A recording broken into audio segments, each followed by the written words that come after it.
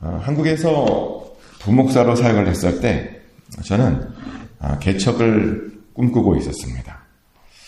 그러다 보니 개척을 해서 성공한 교회들이 궁금해졌습니다. 그래서 뭔가 벤치마킹 할 것이라도 있나 좀 개척에 좀 나는 성공한 교회들을 좀 찾아보기도 했었습니다. 한 번은 카페 교회를 하고 있는 교회를 찾아가 보기도 했고요. 또 한 번은 스포츠 교회를 하고 있는 그런 교회도 찾아가 보았습니다. 그러면서 나름 제가 내렸던 결론은 뭐냐면 개척한 교회가 잘 되려면 일단 그 교회의 위치가 정말 중요하다라는 것이었습니다. 특별히 새로 짓고 있는 아파트 주변에서 개척을 하면 나름 잘 성공할 것처럼 보였습니다. 그래서 제가 그 당시에 뭘 꿈꿨냐면 새로 짓는 아파트 근처에서 카페 목회를 해야 되겠다라는 그런 생각을 했었습니다. 근데 그러다 한 번은 부산에 있다는 어떤 교회에 대한 소문을 들었습니다. 그 교회는 부산 도시에서 한 30분 정도 차를 타고 들어가는 그런 시골에 있는 어느 교회였는데요. 근데 되게 안 좋은 위치임에도 불구하고 매주 그렇게 많은 사람들이 그 먼 거리를 그 교회를 찾아가는 그런 교회였습니다. 근데 보니까 위치의 한계를 뛰어넘은 겁니다. 그래서 그 이야기를 듣고 아주 큰 도전을 받았습니다. 교회 위치가 중요한 줄 알았는데 우리 생각보다 그 교회 위치라고 하는 것이 그렇게 중요한 것이 아니었습니다. 잘 광고하고 잘 알리고 그런 것이 중요한 줄 알았는데요. 광고하고 뭐 그런 것이 사실은 중요한 것이 아니라는 겁니다. 그럼 교회에서 중요한 것이 무언가? 사실은 교회의 본질이었습니다. 한마디로 그 교회 안에 생명이 있냐는 겁니다. 그 교회 안에 기쁨이 있냐는 겁니다. 생명과 기쁨이 있고 은혜가 있으면요. 아무리 멀어도 사람들은 결국 찾아오더라는 거죠. 그래서 그 교회를 보고 그것을 깨달았습니다. 그리고 그 다음부터 저도 본질에 집중하게 되었습니다. 근데 보니까요. 예수님도 그렇게 하신 것 같아요. 오늘 본문은 하나님께서 예수님을 통해서 하시는 일들에 대한 이야기입니다. 근데 하나님께서는 우선 우리들에게요.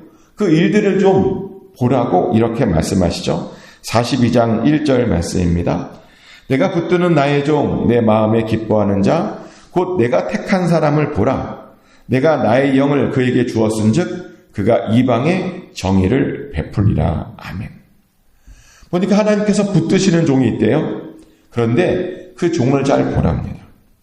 자신의 마음에 기뻐하는 자를 보랍니다. 자신이 택하신 자를 좀 보랍니다. 하나님께서 그에게 영을 부어주셨답니다. 그래서 그가 이방에 정의를 베풀 것이랍니다. 하나님께서는 이렇게 우리들에게 그 예수님을 좀 보라고 말씀하십니다. 그러면 예수님께서 어떻게 사셨는지 우리들에게 소개해 주시는데요. 보니까 예수님께서는 이 땅에 있으시면서 외치시지 않으셨다고 말합니다. 예수님께서는 이 땅에 있으시면서 목소리를 높이지 않으셨다고 말합니다. 예수님께서 이 땅에 있으시면서 그 소리를 그 거리에 들리게 하지 않으셨답니다. 그런데도 사람들이 알아서 알아보고 다 몰려왔다고 말합니다. 아주 놀라운 이야기 아닙니까? 외치지도 않고 목소리를 높이지 않았는데 어떻게 사람들이 그렇게 예수님을 알아보고 찾아왔던 것일까요? 보니까 이유가 있으시더라고요. 왜냐하면 결국 예수님께서도 본질에 충실하셨기 때문입니다. 그리고 그렇게 예수님께서 본질에 충실하셨던 그 이유가 뭐냐면요. 바로 성령 하나님 덕분이었습니다. 하나님께서 예수님에게 그 당신의 영을 주시다 보니 그렇게 본질에 충실할 수 있었던 겁니다. 실제로 성령 충만한 예수님 주변에는요. 언제나 본질적인 것이 있었습니다. 항상 은혜가 있었고요. 항상 구원이 있었고요. 항상 치료가 있었고요. 항상 회복이 있었습니다. 그러다 보니 그렇게 예수님께서 외치지 않았음에도 불구하고 사람들이 예수님께로 나올 수 있었던 겁니다. 그리고 그랬더니 사람들이 예수님 앞에서 그렇게 많은 은혜를 받을 수 있었던 겁니다. 그런데요, 그 예수님께서 베풀어 주신 그 은혜가 어떤 은혜인지 혹시 아십니까? 오늘 본문에 보면 예수님께서 베풀어 주신 은혜는 상한 갈대를 꺾지 않는 은혜랍니다. 꺼져가는 등불을 끄지 않는 은혜랍니다. 실제로 오늘 본문을 보면 예수님께서 상한 갈 때는요, 꺾지 않으신다고 말합니다. 꺼져가는 등불은 꺼져갈지라도 직접 끄지 않으신다고 말합니다. 한마디로 약자들에게는 은혜를 베풀어 주시고 아주 세심하게 보호해 주신다는 겁니다. 사실 이거는 세상 사람들과는 완전히 다른 이야기죠. 세상 사람들을 이렇게 보면 그들은 강약약강하는 경향이 있습니다. 약자들에게는 강하고 강한 자들에게는 약한 그런 경향이 있죠. 그리고 사실 저는 이것이 바로 우리 사회의 아주 고질적인 어떤 질병이라고 생각합니다. 그리고 이것 때문에 사실은 억울한 일들도 굉장히 많이 생긴다고 저는 생각합니다. 실제로 이것 때문에요, 강한 자들은 아주 심각한 죄를 저질러도 그냥 넘어가기도 하고요. 또 이것 때문에 약한 자들은요, 별것 아닌 것에도 아주 큰 처벌을 받기도 합니다. 심각한 문제죠. 근데 우리 예수님께서는 그렇게 하지 않으신답니다. 상에서 이제 곧 스스로 꺾일지라도 절대로 미리 꺾지 않으신답니다. 이제 곧 연료가 떨어져서 꺼져갈지라도 예수님께서는 그냥 두신답니다. 그렇게 끝까지 은혜를 베풀어 주신답니다. 그리고 바로 그런 예수님의 은혜를 사람들이 알아본 겁니다. 그래서 그렇게 예수님을 찾아왔던 겁니다. 그런데 사실요, 예수님께서 또 대단한 이유가 하나 더 있는데요. 뭐냐면 예수님께서는 절대로 쇠하지 않으신다고 말합니다. 예수님께서는 절대로 낙담하지 않으신다고 말합니다. 사실 이것이 우리들과 아주 큰 차이점이겠죠. 우리들은 금방 지칩니다. 금방 피곤해합니다. 그리고 어려운 일이 생기면 또 금방 낙담하고 낙심하는 경향이 있습니다. 그런데 예수님은 그렇게 하지 않으신답니다. 쇠하지도 않고 낙담하지도 않으신답니다. 그러다 보니 궁금해지죠. 도대체 예수님께서는 어떻게 그렇게 낙담하지도 않으시고 또 어떻게 그렇게 피곤하지도 쇠하지도 않으시는가? 근데 그 이유가 바로 뭐냐면요, 우리 예수님께서는 하나님의 영을 받아서 성령 충만하셨기 때문입니다. 그리고 또 두 번째 이유도 있는데요. 뭐냐면 예수님께서는 언제나 하나님의 뜻을 아주 바르게 잘 알고 있었기 때문입니다. 실제로 6절과 7절에 보면 하나님께서 이런 이야기를 합니다. 이사야 42장 6절부터 7절까지 말씀인데요. 나 여호와가 의로 너를 불렀은즉 내가 내 손을 잡아 너를 보호하며 너를 세워 백성의 언약과 이방의 빛이 되게 하리니 내가 눈먼 자들의 눈을 밝히며 갇힌 자를 감옥에서 이끌어내며 흑암에 앉은 자를 감방에서 나오게 하리라. 아멘. 하나님께서 예수님을 부르시고 보호하셨던 데에는 다 이유가 있으셨다고 말합니다. 예수님으로 하여금 그 백성의 언약이 되게 하고 또 이방의 빛이 되게 하려고 그렇게 부르신 것이랍니다. 그런데 예수님께서 이런 하나님의 목적을 아주 잘 알고 있었다는 거죠. 그래서 백성의 언약이 되셨답니다. 그래서 보면 나중에 이방의 빛이 되셨답니다. 그랬더니 그렇게 은혜를 베풀 수 있었고 그랬더니 그렇게 낙담하지 않고 지치지 않을 수 있었던 겁니다. 근데 어떤 이들은요, 이 말씀, 방금 읽어드렸던 이 말씀을 보고 조금 당황해하기도 해요. 왜 당황하냐면 하나님께서 예수님을 부르시고 보호하신다는 것이 가능하냐고 말합니다. 예수님도 성자 하나님이신데 어떻게 하나님이 하나님을 부르고 하나님이 하나님을 보호할 수 있냐라고 말합니다. 이 이야기만 보면 예수님께서 그냥 사람 같답니다. 그러니 여기에 나오는 이 종은 예수님이 아니지 않냐고 말합니다. 물론 그렇게도 볼 수 있습니다. 성경 항상 두 가지 의미가 있죠. 두세 가지 의미가 있는데요. 그래서 어떤 학자들은 여기에서 나오는 이 종을 예수님이라고 보지 않고 이스라엘 전체로 보기도 합니다. 하나님께서 이스라엘을 그렇게 선택하시고 부르셨다는 겁니다. 그리고 이스라엘을 그렇게 이방의 빛으로 그렇게 세우셨다고 말하기도 합니다. 근데 왜 저는 이 말씀에 나오는 여기 종을 왜 예수님이라고 보냐면 사실 예수님께서 마태복음에서 하신 이 말씀 때문인데요. 마태복음 11장 5절에 보면 이런 말씀이 있습니다.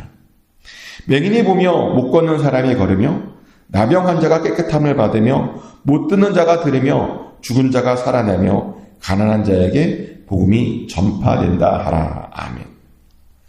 방금 읽어드린 말씀은 예수님께서 세례 요한의 제자들에게 자신이 와서 무슨 일을 하고 있는지 설명하는 그런 장면인데요.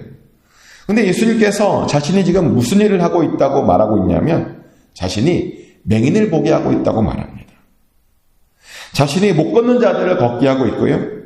또 나병 환자를 깨끗하게 하고 있고 또 못 듣는 자를 듣게 하고 있고 죽은 자들을 살려주고 있다고 말합니다. 그러며 가난한 자들에게 복음을 전하고 있다라고 말합니다. 근데 이 말씀이 사실은 우리가 이사야에서 읽었던 그 7절의 말씀과 굉장히 유사한 말씀입니다. 7절의 말씀을 보면 바로 이 종이 뭘 하고 있다고 되어 있냐면 눈먼 자들을 보게 해줄 거라고 말합니다. 갇힌 자들을 풀어준다고 말합니다. 흑암에 앉아있는 자들을 그 감방에서 나오게 해준다고 말합니다. 예수님 때문에요. 사람들이 그 육신의 연약함들과 묶인 것에서 그렇게 풀려지게 될 것이다라고 말하고 있다는 겁니다. 그래서 저는 여기에서 나오는 이 종이요. 예수님이라고 그렇게 말씀드렸던 겁니다. 그럼 예수님께서 너무 사람같이 보이지 않느냐? 사실요. 그것에 대해서는 전혀 염려할 필요가 없습니다. 왜냐하면 우리 예수님은 실제로 사람이셨기 때문이죠. 예수님께서는요. 가장 완벽한 사람의 모습으로 오셨고 그리고 그렇게 오셔서 그렇게 사람으로 사셨고 죽는 순간 그 끝까지 사람으로 사셨습니다. 그리고 죽음 이후에야 비로소 하나님의 아들로 신의 아들로 인정받으셨습니다. 그리고 사실 그 이유 때문에 예수님께서는 우리의 모든 연약함들을 다 알고 계시는 것이기도 합니다. 만약 예수님께서 이 땅 위에서요 신의 아들로 사셨다면 예수님께서는 절대로 우리의 모든 고통들을 알지 못하셨을 겁니다. 우리의 배고픔, 우리의 추움과 더움, 우리의 목마름, 우리의 슬픔, 우리의 절망 그런 것들 다 느끼지도 못하셨고 그래서 알지도 못하셨을 겁니다. 근데 감사하게도 예수님께서는 이 땅 위에서 철저하게 연약한 인간으로 사셨습니다. 그렇게 연약한 모습으로 우리의 모든 것들을 다 이해해 주셨습니다. 근데 이런 말씀을 드리면 어떤 이들은 이렇게 물어봐요. 그럼 예수님께서 그렇게 베푸신 그 기적들, 이적들은 뭐냐고. 그것들은 신의 능력이 아니냐고 물어봅니다. 물론 예수님께서 베푸신 그 능력은요, 신의 능력이 맞습니다. 예수님께서 성령 충만함으로 그 성령을 통해서 그런 능력을 보여주신 겁니다. 그래서 사실요, 우리들도 성령 충만하면 사실은 그런 능력들을 우리도 가질 수 있는 겁니다. 실제로 예수님께서 베푸셨던 그 많은 능력들 있잖아요. 그런 것들은 그 앞선 그 모든 선지자들도 사실은 다 베풀었던 그런 능력이었습니다. 엘리야도요, 수많은 병자들을 고쳤습니다. 엘리사는요, 죽은 자들도 다시 일으켜 세웠습니다. 모세는 하늘에서 음식이 떨어지게 했고요. 또 그 모세는 바람을 통해서 홍해를 가르기까지 했습니다. 이렇게 수없이 많은 다른 선지자들도 예수님과 똑같은 그런 기적들을 이미 베풀었습니다. 성령 충만했더니 그 성령의 능력으로요, 그런 기적들을 그들에게 베풀어 주었다는 겁니다. 그래서 예수님의 그런 능력들도 사실은요, 성령 충만을 받은 한 사람으로서 예수님께서 베푸신 그런 능력이라는 겁니다. 그러다 보니 당연히 예수님도요, 한 사람으로서, 한 연약한 인간으로서 하나님의 부르심을 받고 거기에 응답하셨어야 됐던 겁니다. 그래서 예수님도요, 한 명의 사람으로서 하나님의 특별한 보호하심을 받으셨어야 되는 겁니다. 그렇게 예수님도 한 명의 사람으로서 사셨어야 됐던 겁니다. 근데 사실은요, 예수님께서 그렇게 사셨던 데에는 보니까 목적이 있었다고 말합니다. 그렇게 연약한 사람으로서 사셨던 데에는 우리를 이해하기 위한 목적도 있지만 더 중요한 목적이 있었죠. 바로 모두 새 일을 이루기 위함이었다고 말합니다. 이사야 42장 9절 말씀입니다. 보라, 전에 예언한 일이 이미 이루어졌느니라. 이제 내가 새 일을 알리노라. 그 일이 시작되기 전에라도 너희에게 이르노라. 아멘. 전에 예언했던 일들이 이미 다 이루어졌답니다. 그리고 이제 예수님을 통해서 새 일을 알려주시겠다고 말합니다. 그러면 그 새 일이 뭐냐? 그것을 위해서 하나님께서 이제는 용사같이 나가실 것이랍니다. 이제는 하나님께서 전사같이 분발해 주시겠답니다. 그러면 우리들의 대적, 그 대적을요 아주 크게 쳐주시겠답니다. 이제는 더 이상 하나님께서 참지 않으시겠답니다. 그리고 정말 그렇게 되었음을 우리는 이미 성경을 통해서 잘 알고 있죠. 예수님께서 오심으로 정말요 아주 새로운 일들이 시작되었습니다. 하나님께서 참지 않으셨습니다. 마침내 그 예수님을 통해서 사탄의 머리를 밟으셨습니다. 그러면 우리를 영원히 올가 매었던 그 사망을 완전히 패배하게 만드셨습니다. 정말 하나님께서 이 말씀대로 용사같이 오셔서 우리의 삶의 근본적인 문제들, 근본적인 어려움들을 정말 한꺼번에 다 해결해 주셨습니다. 그러다 보니 우리는요, 사실은요, 더 이상 아무것도 두려워할 것이 없습니다. 사망조차도, 우리를 가장 두려워하게 만드는 그 사망조차도 우리가요, 전혀 두려워할 필요가 없어졌습니다.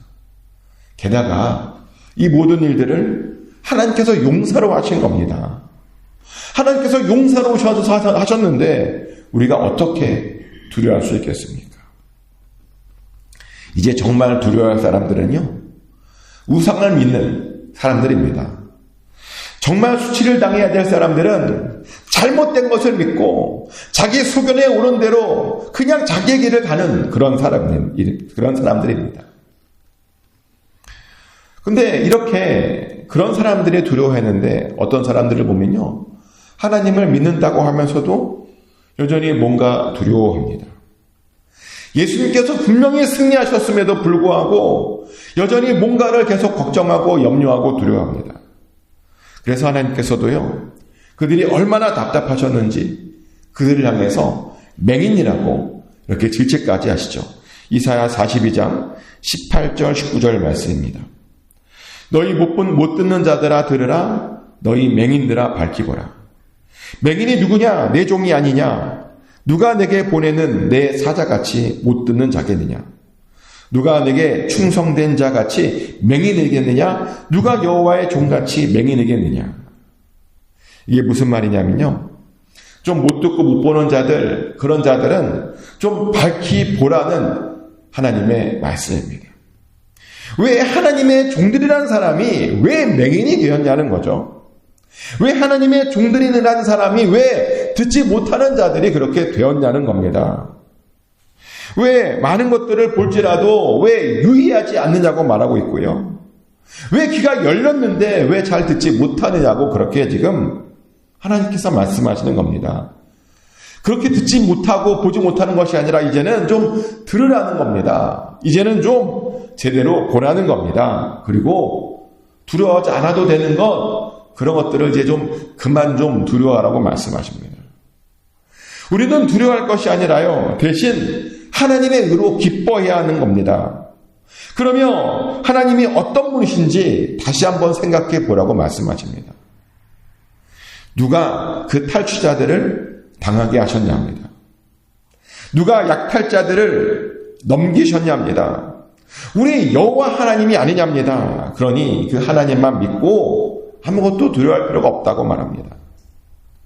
그래서 우리들도요, 하나님을 제대로 믿는 사람들이라면 정말 제대로 볼 수 있어야 됩니다. 우리가 하나님의 진정한 종들이라면 우리가 제대로 들을 수 있어야 되는 겁니다. 그래서 어떠한 것도 염려하거나 어떠한 것도 두려워하지 말아야 되는 겁니다. 그래서 다시 한번 말씀드리지만 하나님께서 용사같이 오셔서 이미 우리의 모든 문제들을 다 해결해 주셨음을 꼭 믿으시기 바랍니다. 예수님께서 이미 오셔서 다 해결해 주셨음을 우리는 믿어야 됩니다. 그것을 믿고 잘 보고 잘 들음으로 하나님께 나아가야 됩니다. 그래서 염려하지 말고 예수 그리스도와 함께 승리하는 저와 여러분 되시기를 예수 그리스도 이름으로 축복합니다. 기도합니다. 하나님, 예수님께서 이 땅에 오셔서 새 일을 행하셨던 까닭에 우리를 얽매고 있던 모든 것들에서 우리를 해방시켰던 까닭에 우리가 아무것도 염려할 필요가 없음을 다시 한번 알게 되었습니다. 하나님, 하나님의 종으로서 우리가 봐야 할 것들을 보길 원합니다. 들어야 될 것들을 듣길 원합니다. 그래서 하나님께 더욱더 나아가길 원합니다. 하나님의 손 붙잡고 항상 승리할 수 있기를 원합니다. 우리 안에 혹시라도 염려하거나 걱정하거나 두려워하거나 근심하는 것들이 있다면 아버지 하나님, 우리를 불쌍히 여겨주셔서 그런 마음들을 다 제거하여 주시옵소서. 그래서 새 일을 행하시는 그 하나님, 새 일을 이루시는 그 예수님을 다시 한번 새롭게 만나게 하여 주시옵소서. 하나님의 은혜를 기억합니다. 꺼져가는 등불을 절대로 끄지 않으시고 하나님, 그런 하나님을 다시 한번 기억합니다. 하나님 불쌍히 여겨주시옵소서. 우리에게도 은혜를 베풀어 주시옵소서. 하나님, 오늘도 하나님의 그런 놀라운 은혜를 경험할 수 있기를 원합니다. 감사합니다. 예수 그리스도 이름으로 간절히 기도드렸습니다. 아멘. 주기도문으로 하나님께 올려드립니다. 하늘에 계신 우리 아버지, 아버지의 이름을 거룩하게 하시며 아버지의 나라가 오게 하시며 아버지의 뜻이 하늘에서와 같이 땅에서도 이루어지게 하소서. 오늘 우리에게 일용할 양식을 주시고 우리가 우리에게 잘못한 사람을 용서해 준 것 같이 우리 죄를 용서하여 주시고 우리를 시험에 빠지지 않게 하시고 악에서 구하소서. 나라와 권능과 영광이 영원히 아버지의 것입니다. 아멘.